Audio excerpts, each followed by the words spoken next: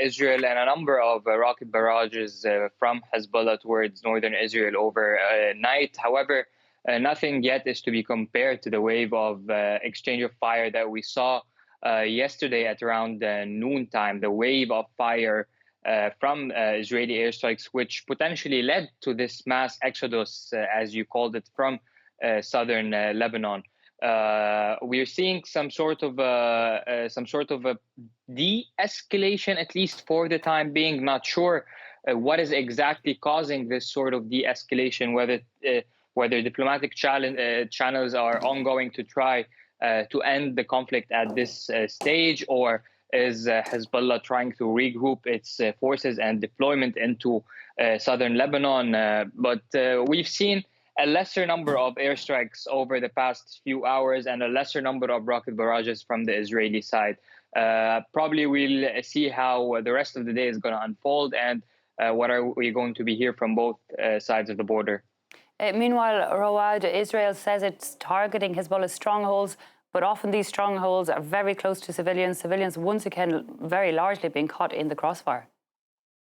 Indeed. So we're talking about around over 500 killed only in yesterday's attacks and airstrikes. Now that includes at least 35 children and at least 40 women. So yes, indeed, not all those who were targeted yesterday were Hezbollah commanders.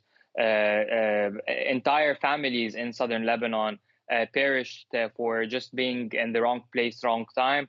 And one thing to also keep in mind is that the evacuation order or calls from the Israeli army came out at roughly around 8 a.m. Yesterday, Beirut time, while the heavy bombardment of southern Lebanon started at around 11:30 a.m. So the window or the time frame that was given for people to evacuate was simply just not enough for people to pack their stuff and belongings and leave. And we're seeing images from the jammed roads in the city of Sidon. On the coastal highway. We're talking about thousands, if not hundreds of thousands of people who are fleeing southern Lebanon simultaneously at the same time.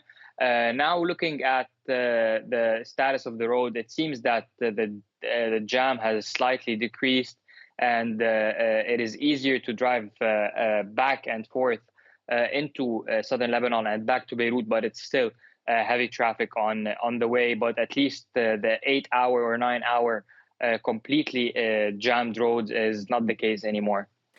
Well,